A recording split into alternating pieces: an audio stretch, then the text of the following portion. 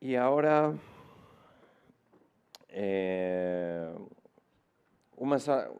saludado al señor Matheus Puppe. Puppe, perdona por la pronunciación. Es alemán, ¿no? Sí, ok.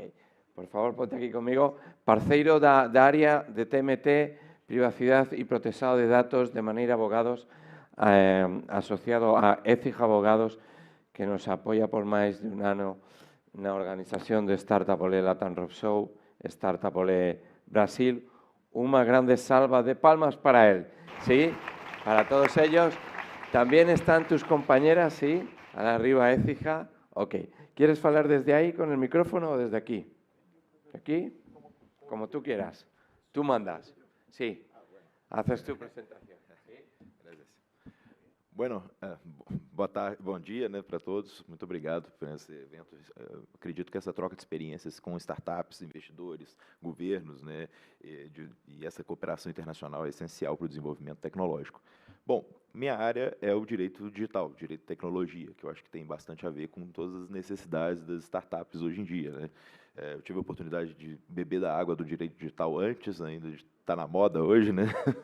Lá em 2015 eu já atuava com isso, lá na União Europeia, né? Eu tive a oportunidade de fazer meu mestrado, meu doutorado na área na Alemanha e trabalhar um pouco com proteção de dados com a lei da GDPR e justamente advogando entre Brasil, Alemanha e Portugal, eu vejo que eu tenho esse ponto de contato entre as duas culturas europeias e brasileiras para poder identificar essas tendências e os problemas. Mas o que a gente fala muito é que o direito e tecnologia, ele não é uma área que a gente olha para o agora, né? É uma área que a gente olha para o amanhã, porque o tempo inteiro ele está evoluindo, ele está sendo modificado. E a gente tem isso aí, em grandes casos, né, como a proteção de dados em si, que gera um impacto enorme para as startups, né, a gente, tanto nas startups quanto em empresas tradicionais, porque assim, a gente vê que existe uma série de déficits no mercado de adequação, onde a base do só o consentimento é replicado para todo mundo, e a gente sabe que não é apenas a única necessidade, né? Você tem várias bases legais aí para tratamento dos dados que facilitam e muito o dia a dia da empresa, porque é sempre um processo ali de facilitar e trazer para a realidade das empresas algo que seja fácil de ser cumprido e que a lei não seja uma missão impossível ali, como pedindo o consentimento de todo mundo. A gente tem tutela do interesse público, a gente tem cumprimento de obrigações legais contratuais, legítimo interesse, dentre outras, né? E nas partes contratuais também, a delimitação de responsabilidades e outros pontos que sempre são um desafio para as startups identificar esse fluxo de dados.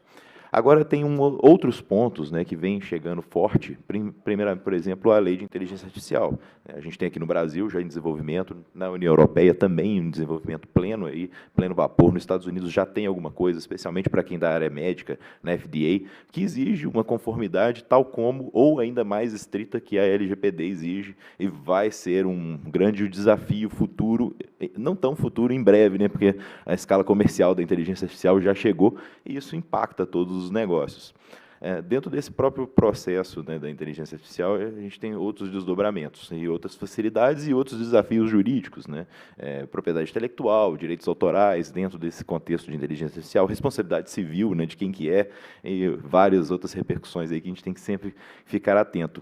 E alguns casos bons também da tecnologia que ajudam startups até mesmo a financiar os seus projetos, né? Por exemplo, a tokenização de ativos, a captação por meio de tokens, a utilização de criptoativos, né, não necessariamente criptomoedas, mas criptoativos ali, ativos digitais e criptoativos que permitam uma flexibilidade, de atuação, né, de captação de recursos no mercado, né, sempre observando todos aí os requisitos legais aí de compliance, prevenção de lavagem de dinheiro, né, regras da CVM e da equivalente nos países da União Europeia, mas que abre, sim, um grande mercado e um grande nicho para as startups, tanto explorarem comercialmente quanto para se capitalizarem, né, que é uma solução jurídica aí que traz novidades, não só como uma obrigação e uma despesa, mas como uma oportunidade também para as próprias empresas de tecnologia. As empresas tradicionais já vêm buscando isso, mas é sempre mais fácil quando tem um ambiente dinâmico e inovador como startups, que eles já conseguem amoldar todo o modelo de negócio para a utilização dessas novas formas e novas frentes aí do direito, né? Então, assim, no Maneiro Advogados, nossa área de tecnologia, o ESIRA, um dos maiores escritórios do mundo hoje em Direito e Tecnologia. Eu sou sócio ESIRA Brasil, em associação com o Maneiro Advogados, claro, e a gente está disponível aí justamente buscando sempre o que tem de mais inovador, o que tem de mais à frente no mercado para auxiliar as startups, né?